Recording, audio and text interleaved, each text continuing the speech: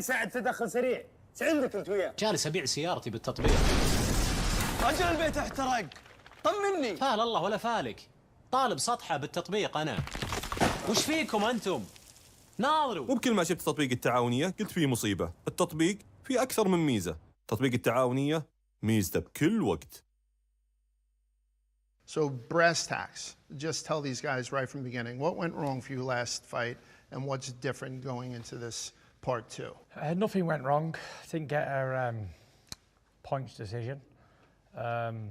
Same going into part two. I'm going to train exactly the same, do exactly what I did last time, and a bit more focus, laser focus, and yeah, a little bit more less clowning around, and I should get the job done. I think it's the most important rematch in the history of boxing. Can you get across to them? Because sometimes they just don't listen to me. Listen, I think it's, like you just said, I think it's the biggest heavyweight fight rematch in I don't know how long. I don't know if it's been I'll tell you how long it's been since we had a rematch like this. Muhammad Ali versus Joe Frazier 2. That's how big this is. This is big. Do you know what I mean? Very big. So you want to watch the biggest fight of the last 100 years, then watch this one. And I know you've said before that your legacy is truly your family, Yeah. but I got to be honest with you, the legacy that you're leaving on boxing is unrivaled, and I appreciate your time. Best of luck. Thank you very on much. December God bless you. 21st. And where are we going to watch this thing? DAZN live. You're damn right, man. Live on DAZN worldwide. Usyk versus Fury 2, December 21st. The first fight had it all. Now, the rematch. In the most anticipated showdown of the year. Two opposing mindsets. Two corners set to reunite. For redemption. For greatness. For legacy. Two of the best on the planet will collide. Only one will end the year heavyweight champion of the world. Get closer to the action. Closer to Fight Night on the global home of boxing. Live on DAZN worldwide. Usyk versus Fury 2, December 21st. Buy now at DAZN.com/boxing. Our main event promised so much and delivered. Unification fight in the cruiserweight division. Zurdo Ramirez versus Billam-Smith. It was a war of attrition, and in the end, it is the Mexican that proved that he had a bit more in this war. Zurdo Ramirez, now the unified WBA and WBO cruiserweight world champion. What an end to what was a really good night of boxing, right? Every fight delivered in its own way, but that fight, Gabe, I mean, that fight took a lot out of both, I think. Credit to Billam-Smith. I thought that fight was done from round 6 onwards. How he survived until round 12, I do not know. Yeah, the 7th round, I'm thinking they were going to probably stop the fight, and then he caught a second win and start backing Ramirez up. Man, Smith has a ton of heart. I give him all the props, man. He lost the fight, but he gained a lot of fans and respect tonight. So much was spoken about, Sergio, about the size of Billam-Smith, and I guess you could see that in the ring, right? One clearly outweighed the other, but Zurdo was able to, at times, push back the bigger man. He was able to spin the bigger man. That fleet foot movement that you spoke about all week was in evidence as well. Yeah, he had the niftier feet, Zurdo, and he was always able to get the angle, that southpaw angle, that exit from the side. Billam-Smith wasn't turning with him. That's the reason he was always getting outflanked. And anytime Zurdo was on the side, he was getting popped from the side. The thing about being a southpaw is you're always going to have the advantage dipping to your right. Billam-Smith wasn't prepared for that. He's a stiff fighter. He fought too stiff. Yes, he showed courage. Yes, he showed heart. Yes, he showed everything we like to see in fighters, a true champion's heart and spirit. But he didn't show discipline. He didn't show a strategy. He didn't show that he had anything else than toughness. Zurdo, on the other hand, he showed toughness, he showed strategy. At times, he showed a little bit too much physicality, but he knew that he had this man hurt. He had him hurt several times, but credit to Billam-Smith, man. Just kept coming back over and over and over. It reminded me of like a Rocky movie, man. Yeah, the guy wouldn't stop coming. It kind of was a bit like that. Did you think, Gabe, that Billam-Smith was surprised by Zurdo's power? You know what I think it was? I don't think it was necessarily the power. I think it's the footwork. Zurdo fights like he's on skate. He slides to the angles. He creates these different movements and creates opportunities to land punches from different angles. And I think that's what was confusing Smith, was the angles that Zurdo was using and landing shots. I always find that when a guy comes up in weight and fights in the land of the giants, they almost seem to look at those guys like they're just almost slow and stuck in mud. And there were times in that fight where Zurdo just was able just to kind of spin out and use his feet. He's almost, yes, a 200-pound cruiserweight, but you mentioned this earlier today. He fights like a super middleweight still, Yeah. Dave. And the beautiful thing is he throws shots to distract you, and then he sets up that body shot. It's a beautiful thing, his decoy shots. He's such a smart technician in there. It's really hard to deal with Zurdo. Yeah, fantastic fighter, Zurdo. Obviously, look, what next is going to be the question. A man that might be able to answer what next for us is his promoter, Oscar De La Hoya. He's ringside with Chris Mannix. All right, Oscar, well, you have a new unified champion. Your thoughts on what you just saw from Gilberto Ramirez? What an amazing fight. Look, obviously, in the past, we don't really give the cruiserweight champions or the contenders all the credit, but they fought like lightweights. They hit like heavyweights. What a great combination. I think the cruiserweight division is shaping up to be an amazing division. So congratulations to Billam-Smith. He's an amazing champion. And obviously Zurdo unified. It's incredible. You know, we talk about the footwork of Zurdo. It just seems like he's brought his footwork from super middleweight all the way up to cruiserweight. That feels like a separator for him. You know, it's a huge advantage when you move like a lightweight and punch like a cruiserweight. Malik Scott has been doing an incredible job with him. I'm very happy that Zurdo wants not only to become world champion unified that he is now, but he wants to become great. And that mentality will take you a long way. So he's the clear number 2 at cruiserweight. Do you want him to see him in with the guy considered number 1, Jaya Pataya? Chris, come on. You're talking to an ex-champion here, ex-fighter. We will put our guys with anybody. That's who we are at Golden Boy. I want to see the very best fight the very best. Now, this is a fantastic night all around here in Riyadh. Competitive fights from start to finish. It began the night with a draw, a lot of close decisions all the way throughout.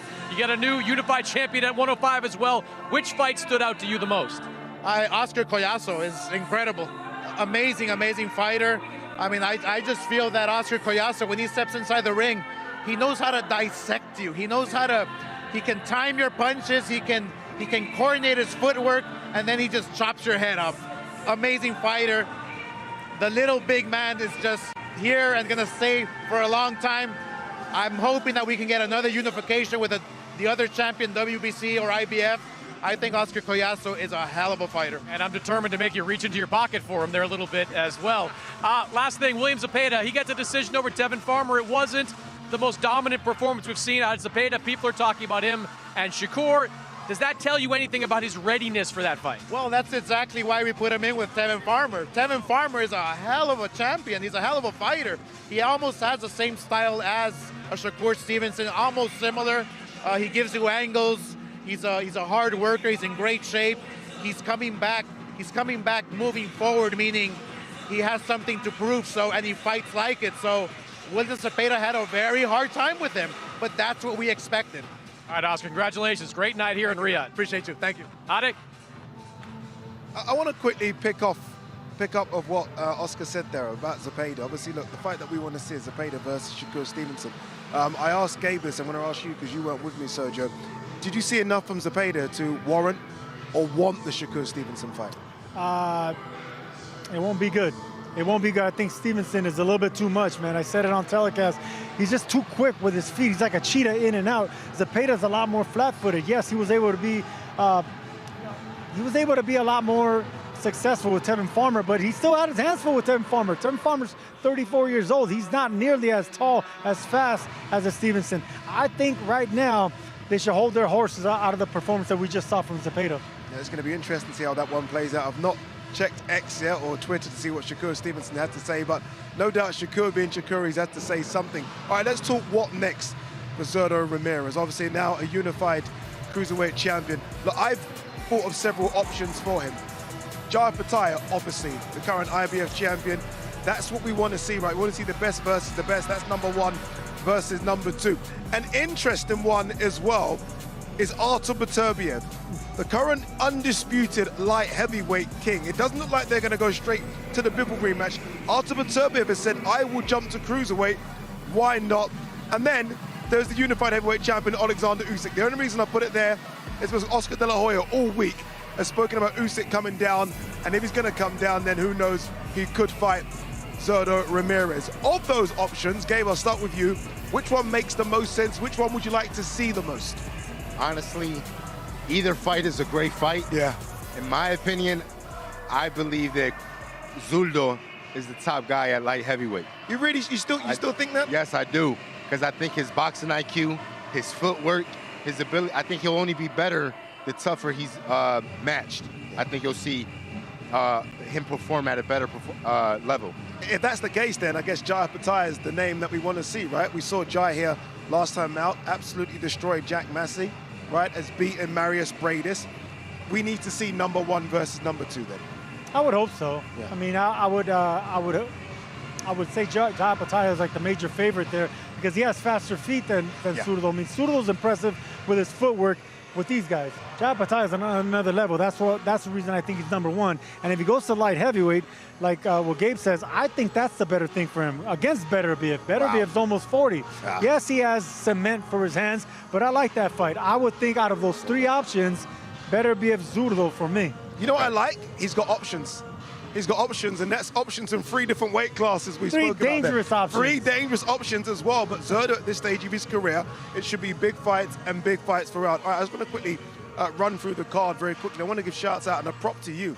You picked Arnold Barboza to get the win. So did you. He looked like he was having a go at you, Sergio, at the end of the fight, Barboza. No, but what a performance from Barboza. No, it was a wonderful performance. I was supposed to go up and watch him train in Big Bear.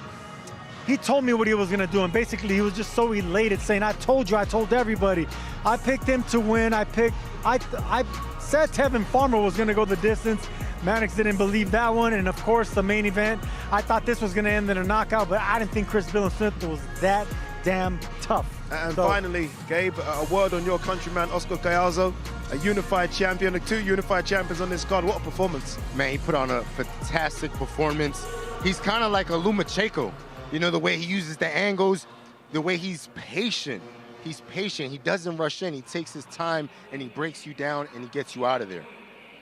Wow, it's been a sensational evening, hasn't it? It really has been good. Make sure you check the listings because there is so much to come your way on DAZN before we get to December 21st, because you know what happened December 21st? 2 of the best heavyweights in the world go at it once again. Alexander Usyk versus Tyson Fury reignited. All right, from all the team, from everyone here, it's been fun. Latino night took over Saudi Arabia for a week. I wouldn't mind it coming back. From myself, from my team, we'll see you next time.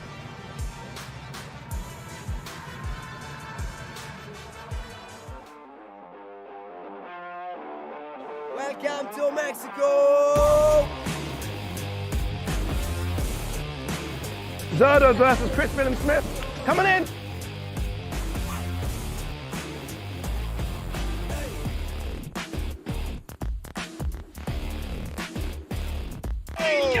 What a right hand! Oscar Collazo is now the WBO and WBA middleweight champion of the world. Catch and shoot shot from Farmer. The pinnacle's down.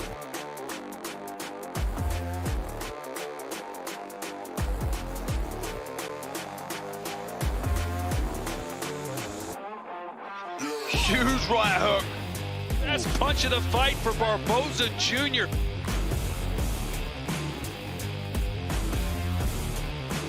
Here we go, 12 rounds live from the Kingdom of Saudi Arabia. Oh, right hand from Zurdo.